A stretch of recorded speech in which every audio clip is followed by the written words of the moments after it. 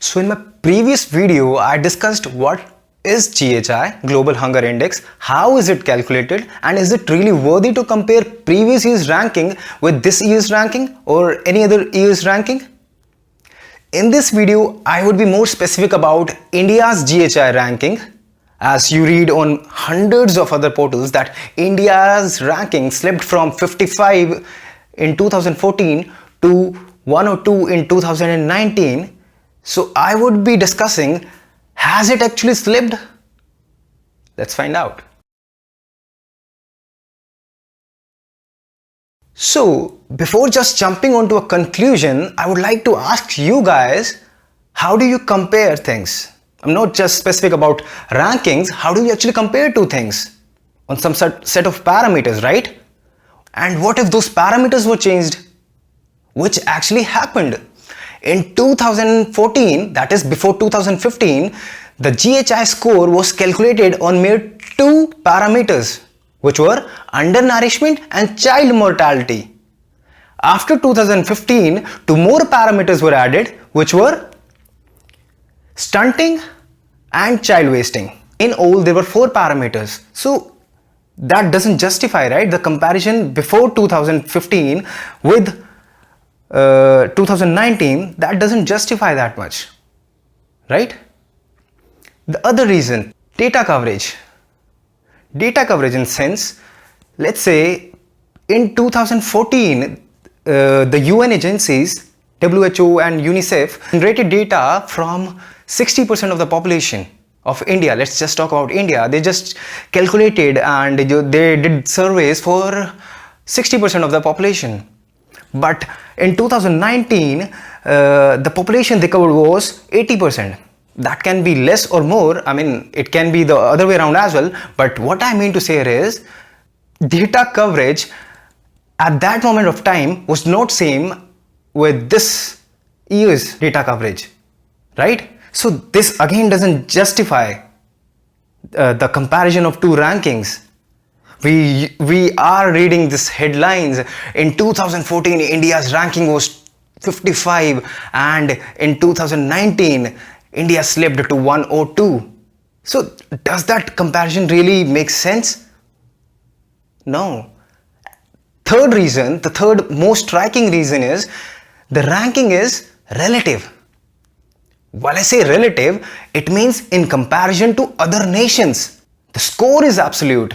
Score is absolute as in the particular country score for 2014 was out of 100, and again in 2019 the score was out of 100. That is absolute. But while I say ranking is relative. Now how does this impact? Let's take an example.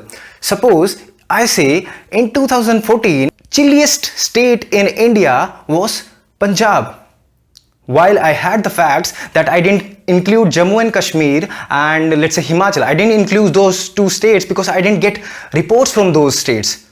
So I couldn't include those states. So after that, I concluded Punjab ranks 1 in terms of most chilliest place state in India. After 2014, let's say in 2019, I was able to get the data from Himachal and Jammu and Kashmir. So this time, even though the temperature in Punjab was in par with the previous year's temperature, but the rank slipped to 3 places when Jammu and Kashmir and Himachal were added. Similar happened in GHI ranking. In 2014, the ranking was 55 out of 76 nations. But in 2019, the ranking was out of 117 nations, 102 from 117 nations, concluding that the ranking slipped without actually knowing the mere facts about it doesn't make sense. See, again, I'm not concluding whether it actually slipped or not. What I'm concluding here is, you can't just compare the rankings. But as I talked about the score, which is absolute actually, the score, GHI score. Now, the fact says, from past decade, the score of India has improved. In 2008, GHI score for India was 35.6 and GHI score in 2017 was 31.4. The lower the score, the better it is actually. So the score actually improved. The fact is this, and you can find this thing out on the official website. I'll put the link in the description of the video. So my conclusion is you just can't compare the rankings. This was it for this video. To know the detailed explanation of what GHI and all those stuff is, the parameters, I prepared another video which you can see in the, again the link would be there in the description of this video. And one more thing, who actually earns from this? Definitely the opposition, either it be BJP or Congress. The opposition which is currently there, that would definitely criticize it. That is agreed, okay. But I'll let you know who actually makes money from this thing, who actually publicize this thing to such an extent that you tend to lose your temper and say, oh, what the hell, the rank slipped from 55 to 102 without actually knowing the insights of it.